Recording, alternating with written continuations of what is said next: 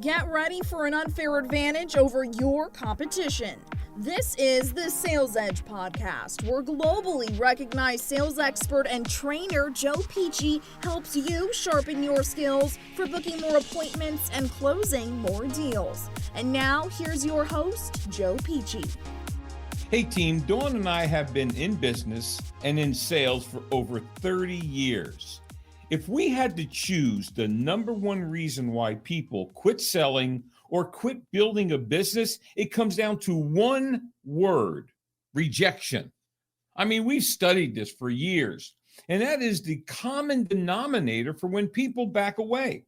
Why can some people face large amounts of rejection and continue to move forward, while others get hit with rejection and stop pursuing their goals and dreams? Today, we're going to discuss some of the aspects of that word, rejection. No one likes it. I don't care who it is. No one likes rejection. Welcome to the Sales Edge Podcast, number 326. I am your host, Joe Pici. Thank you, Pici and Pici Inc. and Sell More Virtually, which underwrite this whole Sales Edge thing financially. We're getting ready for a build out, upgrading our studio, and that money comes from Pici and Pici and Sell More Virtually. And thank you for being such loyal, repeat audience, helping us expand the globe and more downloads. We're excited about the number of downloads and excited that you're willing to go and give us a great comment. So what is rejection?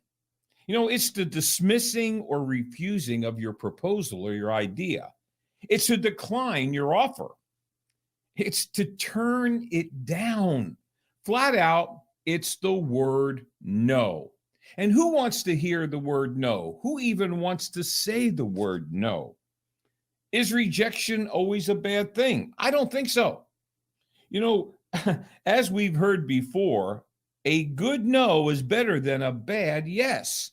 How much time have we spent going through gyrations of overcoming rejection, only to talk someone into something, to have to keep talking them into it to where they eventually change their mind? Rejection can be closure, for now at least. You know, it can be the answer that we may or may not want to hear. But it can also be a great opportunity for us to learn, for us to repackage, for us to reload, to us to reoffer. If we never experience rejection, we're probably not selling or we're probably not building anything. So a person who says they never get rejected, they never do anything. The best people in business development, the best people in sales will tell you there's always more no's than yeses. And that's something we have to understand. People are constantly saying, but Joe, what are your closing ratios? That's the wrong question. The right question is your business growing? Because if we know that there's always more no's than yeses, then yeah, we want to keep metrics. Yeah, we want to get an idea on closing ratios, but just based on the fact that there's more no's than yeses stands to reason that closing ratios are never going to be higher than you think. So let's ask some questions. Let's take some time to answer these questions. Number one, why do people give up so early when rejected? What's the reason for that? You may want to write down 2 or 3 things that you've encountered either from other people or yourself. Because before you can get better at something, you need to assess it. You need to know where you are. The second question, why do people take rejection personally? I'm going to cover that in a few minutes. But this is a big thing that they make a rejection a personal thing. Number 3, why do people doubt themselves when rejected? So someone rejects our offer, they reject our product, they reject our service, they reject our capability, and we begin to doubt. Why do we do that? Number 4, is rejection based on truth or a misunderstanding? So many times we get a rejection, and it's only because the client misunderstood the offer or where we were coming from. So is the rejection based on truth? Next, is the rejection permanent? I can't tell you how many times I've gotten no when it only turned into at a later date a yes. Sometimes that rejection is not permanent. That's why follow-up is so important. Number 6, is rejection on part or the complete offer? So are these people rejecting your complete proposal, your complete offer, your complete methodology, or is it part of it? We need to segment that out. We need to know, is this a complete rejection? Number 7, can this rejection be negotiated? So many times we take a no, a rejection at face value because we're not willing to ask more questions and maybe move into a negotiation. And I want to ask us individually a question. Am I taking rejection personally? Now, I'm going to give you some tips on how not to do that. But when someone says no, when you get rejected, does it hurt your heart? Is it something that creates doubt? Is it something that destroys your confidence? So let's talk about some of the dangers that are inherent in taking rejection personally. So what happens if you take a rejection personally? I've made a list. You'll probably have more.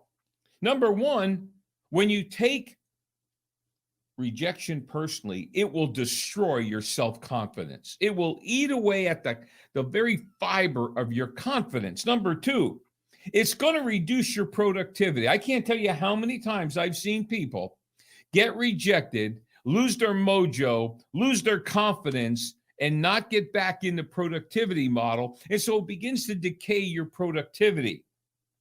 Number 3, and this is a big one, it will destroy your self-esteem. And we have to be careful if you're raising children, if you're raising grandchildren, if you're working with teams, we have to understand that so much of their ability is tied up into the way they view themselves. So by taking rejection personally, it eats away at the fiber of our core and our self-esteem. Number 4, it's going to create tremendous doubt. Am I good enough? Was the proposal good enough? Can I really deliver what I'm offering? So many times we attach that rejection to personal doubt. Here's another one. It will distract you from your goals. So many times rejection knocks you off your course and begins to distract you from the focus and the clarity and what you're pursuing. Number 6, it's going to destroy your momentum. Business development, sales, and anything that you're working to grow creates tremendous amount of momentum. And so many times a rejection can really affect that momentum. It's going to create bad relationships. When people get rejected, they sometimes get into defense mode. Sometimes they get a little curt. Sometimes it affects the way they view their relationships and how they deal with other people. Number 8, it's going to increase wasted time. Rejection creates wasted time, and I'll tell you why. You're on the phone. You're wanting to book appointments. You get rejected, and you have to take time to regain. You just waste time. And number 9, it makes us feel like a failure. Zig said, failure is an event. It's not a person. But when we personalize a rejection, then we feel like a failure. So how do we transition from the personal to the professional? And that's the key. The key is to not build a business, not to sell personally, but to do these things professionally. Here are some of the steps I've come up with for you and some of the things I've done over the years with my coaching of my clients Again, let me reiterate. You're not a weenie if you don't like rejection. And I don't know anyone who likes rejection. But I've always thought about this. I heard this very early in my sales career.